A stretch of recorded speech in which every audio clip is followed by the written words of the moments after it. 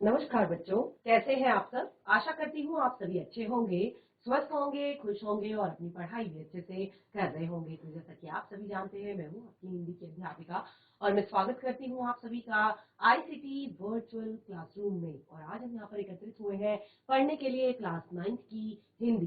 Class 9 की हिंदी में हमने अपने लास्ट सेशन में अलंकार जो हमने टॉपिक अपना स्टार्ट किया था वो हमने कंप्लीट कर लिया है। यानी कि काफी सारा जो टॉपिक हमारा है वो हमने यहाँ पर रिवाइज कर लिया है हिंदी व्याकरण से जुड़ा हुआ। तो देखिए आप जो यहाँ पर पढ़ रहे हैं हिंदी व्याकरण के टॉपिक, इसमें ही आपका हिंदी व्याकरण का एक और नया टॉपिक यहाँ पर आता है जिसे हम कहते हैं संधि। और देखिए संधि जो है ये भी आपका बहुत ही ज्यादा महत्वपूर्ण आपका हिंदी व्याकरण का पार्ट है, जिसको आप अंग्रेजी में कहते हैं जॉइनिंग। जॉइनिंग यानी कि आप जोड़ते हैं किसी भी शब्द को, उसको हम यहाँ पर कहते हैं जॉइनिंग। यानी कि संधि, संधि करना यानी आपस में जोड़ना शब्दों को। ठीक है, तो अभी ये टॉपिक हमने पहले भी पढ़ा है, आप लोगों ने पहले भी क्लासेस में भी पढ़ा होगा, पिछली क्लासेस में।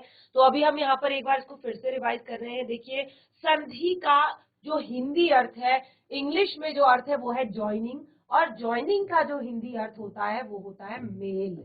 मेल करना यानी कि मिलाना, ज्वाइन करना। ठीक है, ज्वाइन करना, मेल करना। तो देखिए अब शाब्दिक अर्थ आपको पता चल गया संधि। ठीक है, दो राज्यों के बीच में संधि हो गई, यानी कि दोनों राज्य आपस में क्या हो गए, मिल गए, दोनों के बीच में संधि हो गई।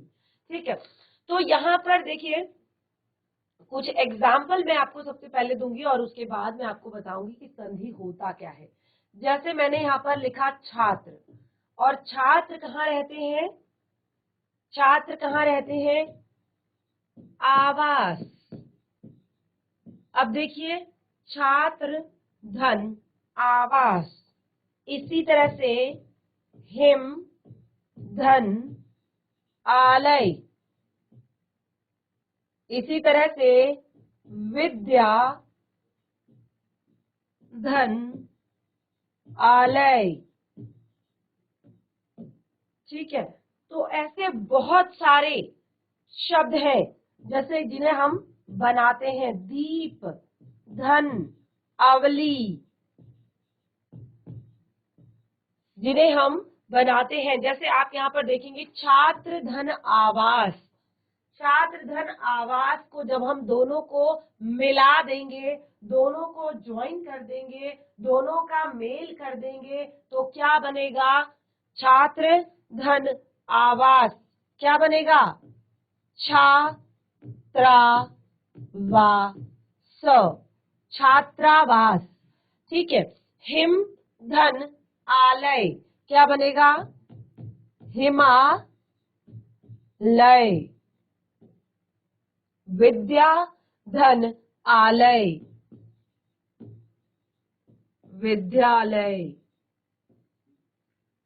दीप धन आवली, दीपावली। ठीक है, तो कुछ शब्द हमने इस तरह से यहाँ पर बनाए, क्या करके, ज्वाइनिंग करके, मेल करके। इन सब का हमने आपस में मेल किया, इनको हमने आपस में जोड़ा, तो ये हमारे कुछ नए शब्द बने। इनको हमने कहा कि ये हमने यहाँ पर ज्वाइनिंग करके बनाए हैं, संधि करके हमने शब्द बनाए हैं। तो यहाँ पर आप क्या देख रहे हैं, जब आपने देखा कि पहला शब्द, ये अब देखिए मैंने कह तो दिया हमने इनको जोड़ के बनाया, लेकिन जोड़ा कैसे, ये ज्वाइंट कैसे हुए, ये जुड़े कैसे। ये छात्र धन आवास, हमने छात्र आवास ना लिखकर छात्रावास क्यों लिखा, हमने हिम आलय लिखने के बजाय हिमालय क्यों लिखा, हमने विद्या आलय लिखने के बजाय विद्यालय क्यों लिखा, हमने दीप धन अवली यानी कि दीप अवली लिखने के बजाय दीपावली क्यों लिखा। तो यहाँ पर जब हम जोड़ रहे हैं, जब हम संधि कर रहे हैं, जब हम मेल करने की बात कर रहे हैं, तो कुछ ना कुछ तो वहां पर क्या होगा, मिक्स होगा। जैसे हमने कहा छात्र धन आवास, छा छात्र। तो त्र यानी कि प्रथम शब्द का अंतिम वर्ण धन, आवास, आवास, आवास। द्वितीय शब्द का प्रथम वर्ण, देखिए ध्यान रखिएगा अपोजिट है दोनों एक दूसरे के। प्रथम शब्द का अंतिम वर्ण, द्वितीय शब्द का प्रथम वर्ण आपस में संधि कर रहे हैं, मेल कर रहे हैं और इस तरह से एक नया शब्द बना रहे हैं। जैसे छात्र, स्वर किसका आ रहा है? त्र क्या है? अब ध्यान दीजिएगा त्र क्या है। अब वर्ण की बात की है तो यहाँ पर त्र तो वर्ण नहीं है लास्ट। ध्यान दीजिए कौन सा वर्ण है यहाँ पर लास्ट? त्र। उच्चारण कीजिए कौन सा स्वर आ रहा है? त्र। अ का स्वर आ रहा है लास्ट में। तो यहाँ पर प्रथम शब्द का अंतिम वर्ण क्या है? अ है। प्रथम शब्द का अंतिम वर्ण अ है और यहाँ पर प्रथम वर्ण है आ। क्योंकि देखिए आ जो है ये क्या होता है, इसको इसके उच्चारण में इसे स्वर कहते हैं और इन स्वरों के उच्चारण में अ आ ई उ जो होता है ये स्वर होते हैं और क ख ग घ में जो होते हैं वो व्यंजन होते हैं। तो स्वरों के उच्चारण में किसी अन्य वर्ण या किसी अन्य स्वर की सहायता नहीं लेनी पड़ती है। जबकि जब हम व्यंजन का उच्चारण करते हैं तो व्यंजनों के उच्चारण में हमें स्वरों की सहायता लेनी पड़ती है। अगर हमें क बोलना है तो अ का स्वर आएगा, अगर हमें का बोलना है तो आ का स्वर आएगा। ठीक है, तो इस तरह से हमने कहा प्रथम शब्द का अंतिम वर्ण और द्वितीय शब्द का प्रथम वर्ण मिलकर आपस में क्या कर रहे हैं? संधि कर रहे हैं और उसी से हमारा नया शब्द बन रहा है। तो छात्र, अंतिम वर्ण है अ, प्रथम वर्ण है यहाँ पर आ।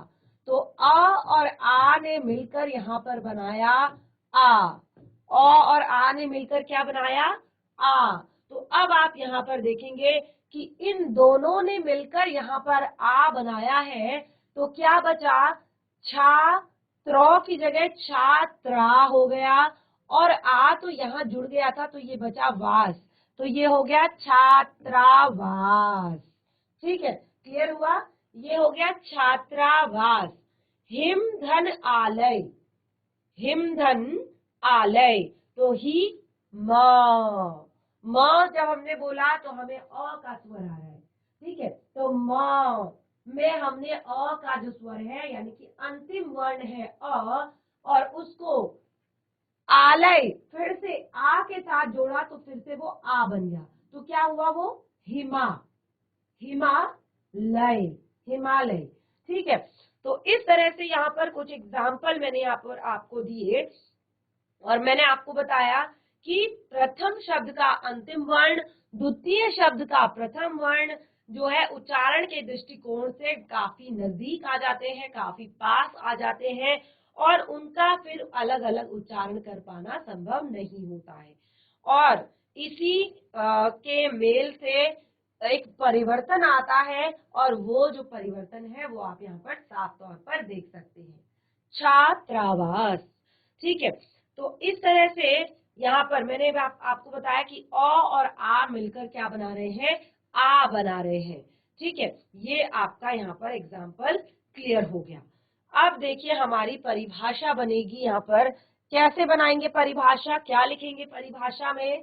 संधि की परिभाषा।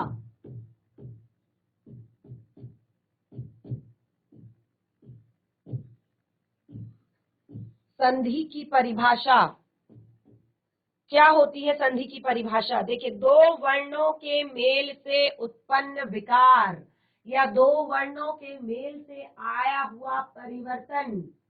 वर्णों का मेल हुआ, शब्द पहले से था, वर्णों का मेल हुआ और उसमें उससे क्या आया? एक परिवर्तन आया, एक विकार आया और उसी विकार को हमने क्या कहा? संधि कहा। उसी विकार को हमने क्या कहा? संधि कहा। तो चलिए इसको नोट कीजिए पहले कि दो वर्णों के मेल से, दो वर्णों के मेल से उत्पन्न विकार,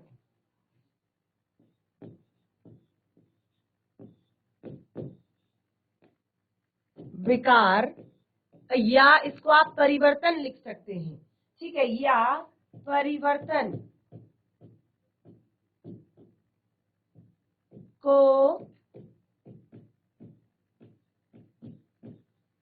संधि कहते हैं।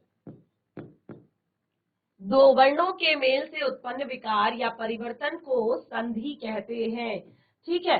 ये आपकी हो गई परिभाषा। ये क्या आपकी बनी? परिभाषा। किस चीज की परिभाषा है ये? संधि की, कि दो वर्णों के मेल से जो विकार उत्पन्न हुआ या जो परिवर्तन आया उसको हमने संधि कहा, ठीक है। तो ये तो हमने लिख लिया। अब देखिए संधि विच्छेद किसे कहते हैं। अब देखिए जिस तरह से मैंने समास आप लोगों को पढ़ाए थे, और समास पढ़ने के लिए मैंने कहा था कि समास विग्रह करना बहुत जरूरी है। आपको समास विग्रह करना आना चाहिए, यानी कि आपको जो समासिक शब्द है, यानी कि जो समस्त पद है, उसको उसकी पूर्वावस्था में कैसे लेकर जाएंगे, उसको आप कैसे फिर से अलग अलग करेंगे, वो आपको आना चाहिए। तभी आप यहाँ पर समझ सकते हैं कि समास क्या है, ठीक है। अगर आपको कोई शब्द दिया जाता है, उस शब्द का आप सबसे पहले समास विग्रह करेंगे और तभी आप बता पाएंगे कि इसमें कौन सा समास है। बिल्कुल उसी तरह से आपको यहाँ पर संधि विच्छेद, आपने देखिए क्लास 7th में, क्लास 8 में पढ़ा होगा कि संधि विच्छेद कीजिए। क्लास 9th में भी आपका आता है, और जब आप हायर क्लासेस में कोई भी कॉम्पिटिटिव एग्जाम देते हैं उसमें भी ये जो हिंदी व्याकरण के टॉपिक है, चाहे वो समास हो, चाहे वो अलंकार हो, चाहे वो संधि हो, ये आपके जरूर आते हैं हमेशा। तो अब इसका अगला टॉपिक है संधि विच्छेद। संधि विच्छेद। अब संधि तो मैंने बता दी कि संधि किसे कहते हैं और संधि हम कैसे करते हैं। और देखिए आगे मैं प्रॉपर आपको एक एक शब्द का बताऊंगी संधि की किस तरह से किया जाता है। तो संधि विच्छेद अब हम यहाँ पर पढ़ेंगे कि किसे कहते हैं संधि विच्छेद। आप इसको ऐसे हाईलाइट कर सकते हैं, क्योंकि जब आपको संधि विच्छेद पता होगा तभी आप आगे अच्छे से समझ पाएंगे। देखिए संधि द्वारा बने शब्दों को, बिल्कुल संधि द्वारा बने शब्दों को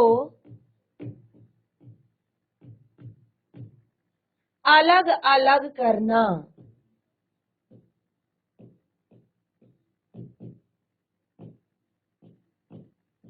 संधि द्वारा बने शब्दों को अलग अलग करना संधि विच्छेद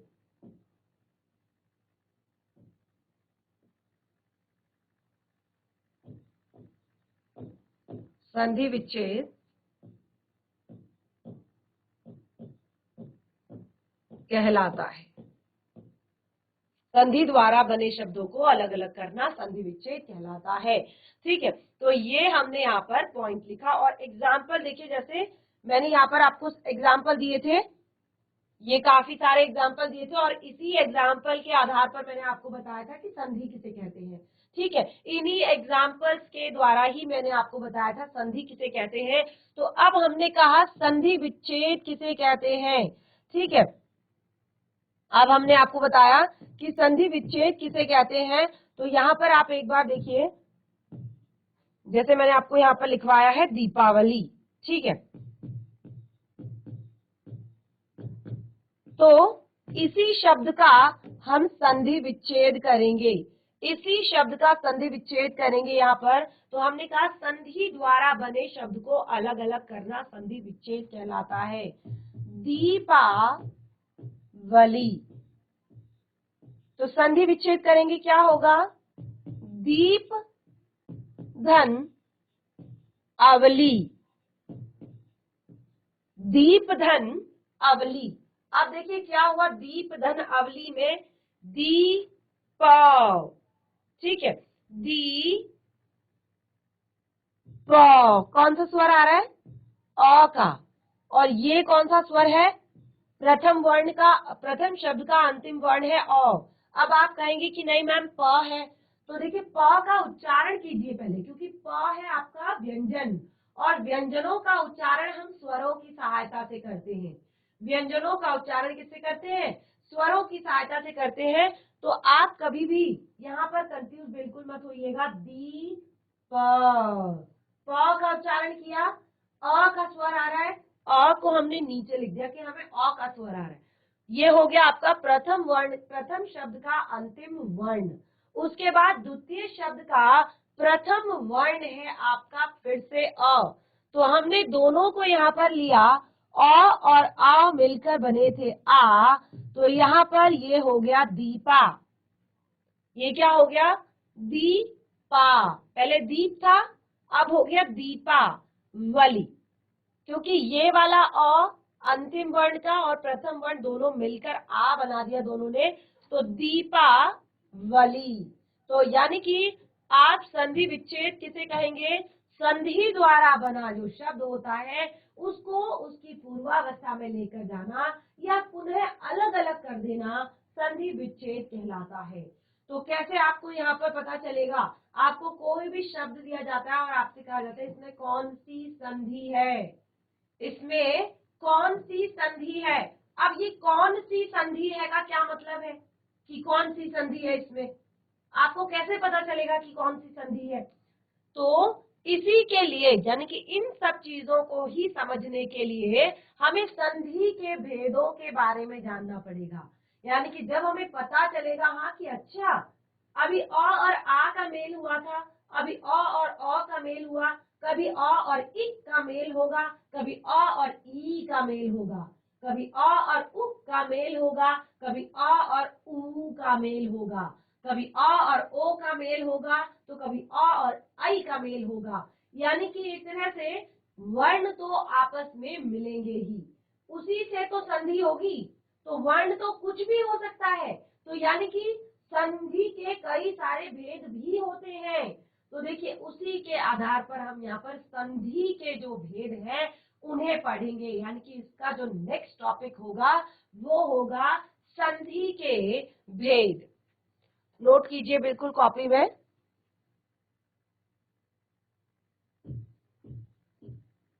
संधि के भेद, संधि के भेद। तो संधि के भेद, अब जैसे मैंने कहा अ और अ का मेल जहां पर हो रहा है, ठीक है, अ और अ का मेल हो रहा है, तो देखिए कई तरह से है। सबसे पहले मैं संधि के भेद आपको बता देती हूँ। तो संधि के मुख्य रूप से 3 भेद होते हैं, ठीक है। मुख्य रूप से 3 भेद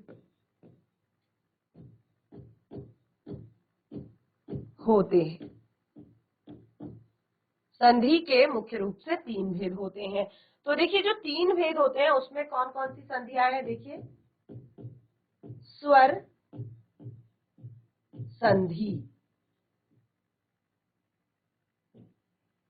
दूसरा आता है आपका व्यंजन संधि, तीसरा आता है आपका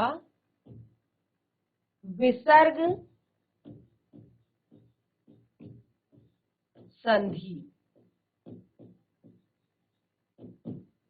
स्वर संधि, व्यंजन संधि, विसर्ग संधि, 3 टाइप की होती हैं संधियां, 3 प्रकार की होती हैं संधियां मुख्य रूप से। अब देखिए स्वर संधि पढ़ेंगे तो स्वर संधि के अंदर भी आपने देखा कि स्वर कितने सारे होते हैं, ठीक है। यानी कि जो आपका हिंदी व्याकरण है, हिंदी व्याकरण में टोटल 44, देखिए मैं रोज बताती हूँ यहाँ पर, आपकी जो हिंदी व्याकरण है, हिंदी जो आपकी है उसमें टोटल 44 वर्ण होते हैं, जिसमें से 11 स्वर होते हैं प्लस 33 आपके व्यंजन होते हैं। तो मैंने कहा स्वर संधि, तो यानी कि 11 स्वर है, तो स्वर संधि के भी जरूर भेद होंगे, स्वर संधि के भी जरूर भेद होंगे। और उसके बाद मैंने आपको बताया है व्यंजन संधि, तो यानी कि व्यंजन संधि के भी भेद होंगे। तो एक एक करके यहाँ पर पढ़ेंगे। सबसे पहले हम यहाँ पर पढ़ेंगे स्वर संधि को, स्वर संधि के कितने भेद होते हैं, और उसके बाद हम व्यंजन संधि को पढ़ेंगे, उसके बाद विसर्ग संधि को पढ़ेंगे कि ये विसर्ग संधि आखिर होता क्या है। अब देखिए, जाहिर सी बात है, जहां स्वर संधि कहा है तो वहां पर शायद क्या होता है कि स्वरों का ही मेल होता है। पढ़ा है ना आप लोगों ने? जहां पर स्वर संधि है यानी कि स्वरों का आपस में मेल होता है। अब देखिए, स्वरों का भी आपस में मेल होता है तो स्वर भी तो दो टाइप के होते हैं। स्वर भी मुख्य रूप से यहाँ पर एक तरह से जो है दो टाइप के होते हैं। एक होता है आपका दीर्घ स्वर और दूसरा होता है आपका ह्रस्व स्वर। ठीक है, एक होता है आपका दीर्घ स्वर और दूसरा होता है आपका ह्रस्व स्वर। तो उसके हिसाब से आपकी स्वर संधि के भी भेद होंगे। तो चलिए स्टार्ट करते हैं। सबसे पहले हम स्वर संधि को लेते हैं और यहाँ पर स्वर संधि के भेदों को डिस्कस करते हैं। सबसे पहला भाग है स्वर संधि। स्वर संधि तो देखिए, दो स्वरों के आपस में मिलने से। अब स्वर संधि कहा है तो मैंने कहा कि यहाँ पर क्या होता है, स्वरों का मेल होता है, इसीलिए इसे स्वर संधि कहा है। दो स्वरों के आपस में मिलने पर, दो स्वरों के आपस में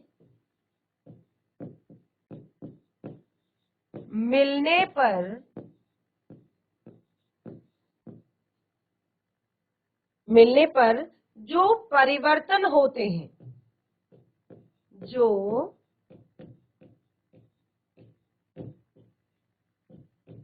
परिवर्तन होते हैं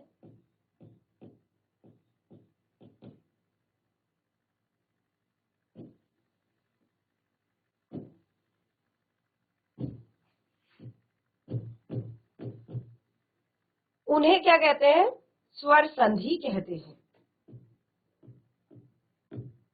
उन्हें स्वर संधि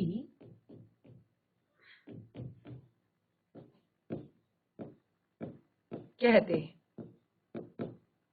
दो स्वरों के आपस में मिलने से जो परिवर्तन होते हैं उन्हें स्वर संधि कहते हैं।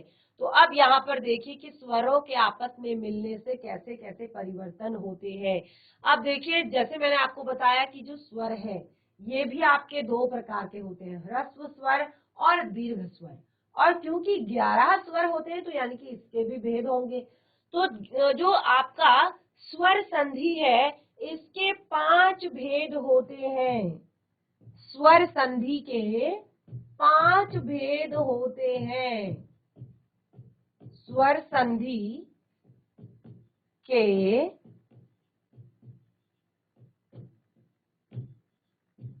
5 भेद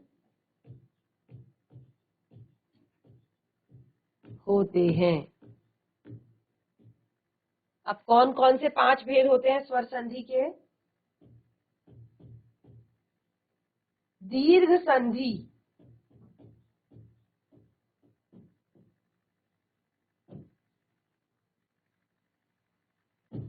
गुण संधि,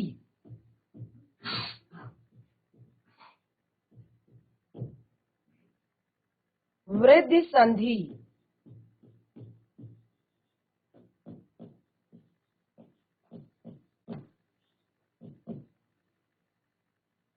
यण संधि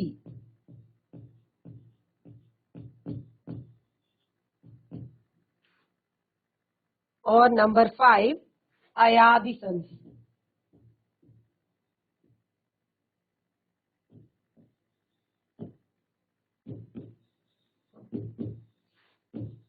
अयादि,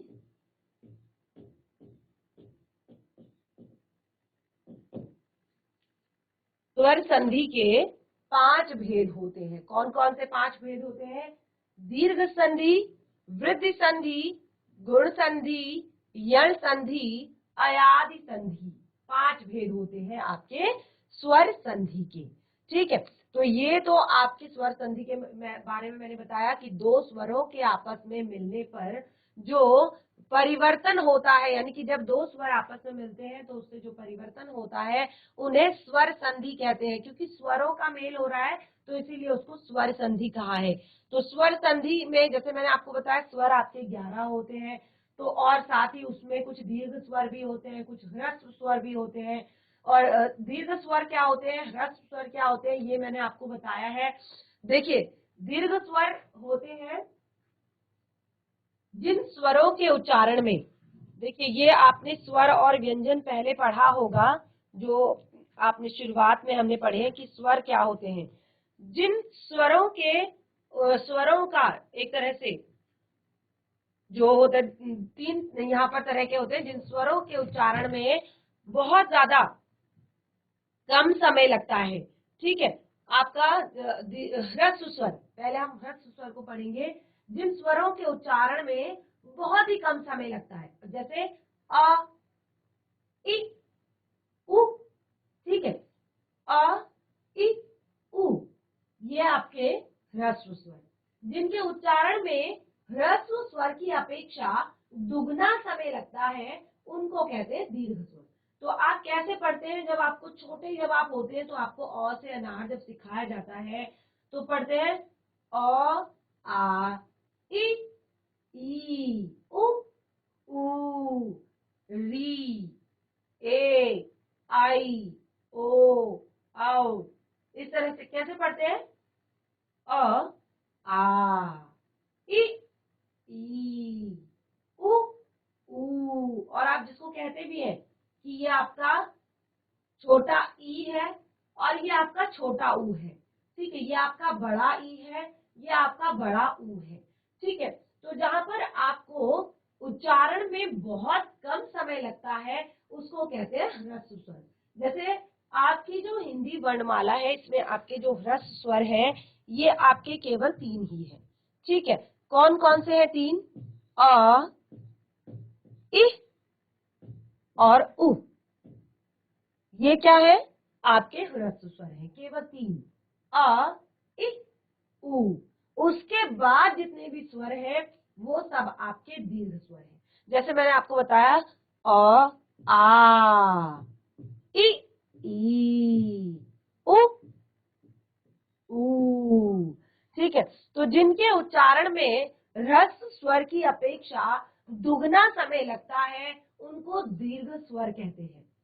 तो जैसे मैंने आपको बताया यहाँ पर दीर्घ स्वर लिखा हुआ है और दीर्घ संधि लिखा हुआ है, तो यानी कि अब दीर्घ संधि किसे कहेंगे, जिन स्वरों के मेल से, जिन स्वरों के मेल से दीर्घ स्वर बनता हो उसे हम दीर्घ संधि कहेंगे।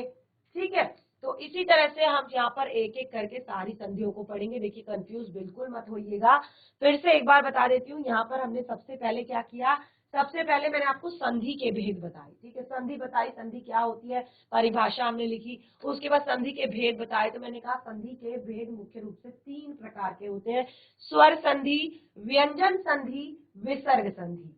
फिर मैंने स्वर क्लियर किए कि स्वर किसे कहते हैं या व्यंजन किसे कहते हैं। तो स्वर होते हैं जिनके उच्चारण में हमें किसी और स्वर या व्यंजन की सहायता नहीं लेनी पड़ती, ये स्वतंत्र रूप से मुख से निकलते हैं, जैसे अ, आ, ई, उ, ए, आई, ओ, औ, आ, गा। ठीक है, इसी तरह से मैंने आपको बताया व्यंजन, तो व्यंजन जिनका एक तरह से उच्चारण हम स्वरों की सहायता से करते हैं, क, ख, ग, घ, का, खा, या क, का, की, कु, के, कई, को, कौ। अब देखिए सबको आपने देखा होगा कि इसके पीछे क्या है, इसके सबके पीछे स्वर लगे हुए हैं। अगर क बोलूं तो अ का स्वर, का बोलूं तो आ का स्वर, की बोलूं तो छोटी ई का स्वर, कु बोलूं तो छोटे ऊ का स्वर। तो इस तरह से आपका क्या हो रहा है, यहाँ पर इनका उच्चारण हम किससे कर रहे हैं, व्यंजनों की सहायता से कर रहे हैं। र, म, त, श, झ, ट। आप देख रहे हैं हर जगह क्या हो रहा है, स्वरों का उच्चारण हो रहा है व्यंजनों के साथ। तो देखिए स्वर किसे कहते हैं, जिनके उच्चारण में हमें व्यंजनों या किसी अन्य स्वर की सहायता नहीं लेनी पड़ती, और व्यंजन होते हैं जिनके उच्चारण में हमें स्वरों की सहायता लेनी पड़ती है। और विसर्ग संधि भी मैं आपको बताऊंगी कि विसर्ग संधि क्या होती है, वो भी मैं आप लोगों को एक्सप्लेन करूंगी। लेकिन उससे पहले फिर मैंने आपको बताया कि स्वर संधि, तो दो स्वरों के आपस में मिलने पर जो विकार आ जाता है, दो स्वरों के आपस में मिलने पर जो परिवर्तन आ जाता है उसे स्वर संधि कहा जाता है। और स्वर संधि के भी 5 भेद होते हैं, क्योंकि स्वर जब इतने सारे होते हैं तो उनके भेद भी यहाँ पर मैंने आपको बताए 5 होते हैं। पहला दीर्घ संधि, गुण संधि, वृद्धि संधि, यण संधि, आयादि संधि। अब मैंने आपको जब पहला ही यहाँ पर शब्द आया दीर्घ संधि, तो फिर मैंने आपको दीर्घ का मतलब बताया। तो दीर्घ का मतलब मैंने आपको बताया कि जिन स्वरों के उच्चारण में ह्रस्व स्वर की अपेक्षा दुगना समय लगता है। अब फिर मैंने एक शब्द बोला ह्रस्व स्वर। तो ह्रस्व स्वर क्या होता है? देखिए, ह्रस्व स्वर होता है कि जिनका उच्चारण करने पर कम समय लगता है, यानी जिनके उच्चारण में कम समय लगता है उसको ह्रस्व स्वर कहते हैं। तो चलिए स्टार्ट करते हैं। सबसे पहले दीर्घ स्वर से हेडिंग डालेंगे दीर्घ संधि। हेडिंग डालेंगे सबसे पहले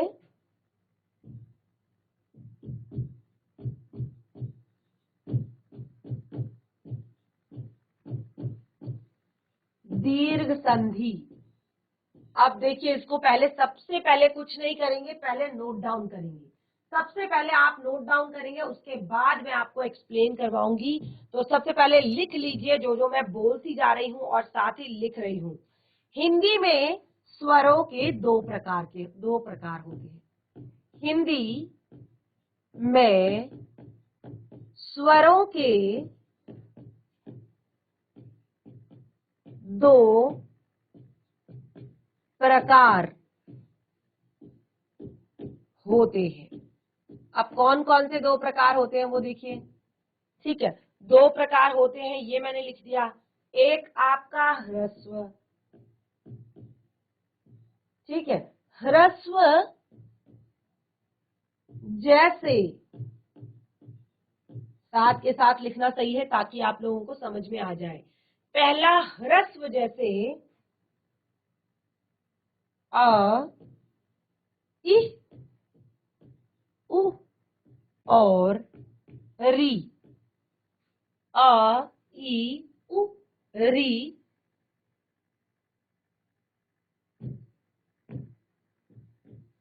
और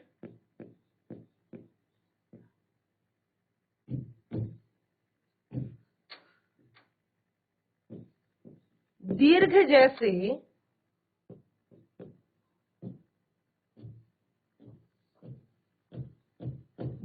जैसे क्या बताया था?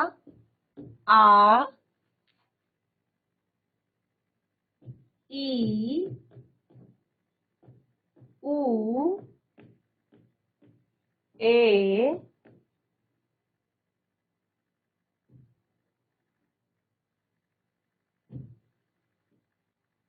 आई, ओ, आउ।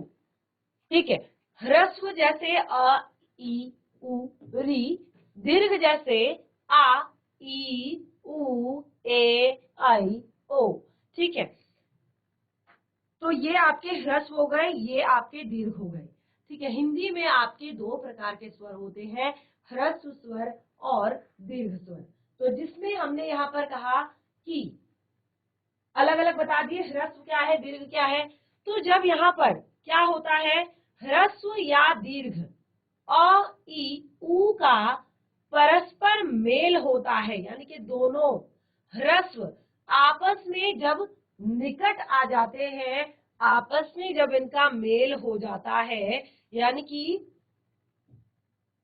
अ या अ का मेल भी हो सकता है, अ और आ का मेल भी हो सकता है,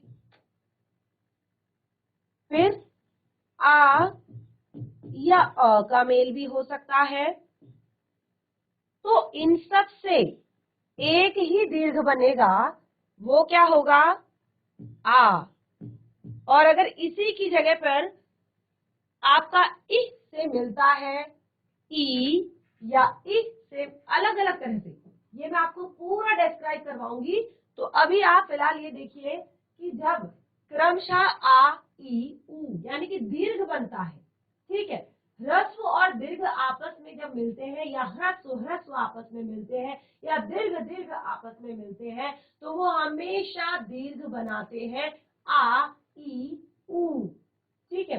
तो ये मैंने यहाँ पर आपको बताया क्रमशः 3 बनते हैं आ ई ऊ। तो अब इसको हम पूरा आपको एक एक करके सारे एग्जाम्पल में बताऊंगी कि कौन सा किससे जब मिलेगा तो क्या बनेगा, कैसे सारी चीजें जुड़ेंगी। तो ये एक बहुत ही लेंदी टॉपिक है और बहुत ही महत्वपूर्ण है आपके हिंदी व्याकरण का। तो इस क्लास में आज यहाँ पर इतना ही, जो भी पढ़ा है उसको घर पर एक बार रिवाइज कीजिए, बाकी टॉपिक को कंटिन्यू करेंगे हम अपने नेक्स्ट सेशन में। तब तक के लिए धन्यवाद, आपका दिन शुभ हो।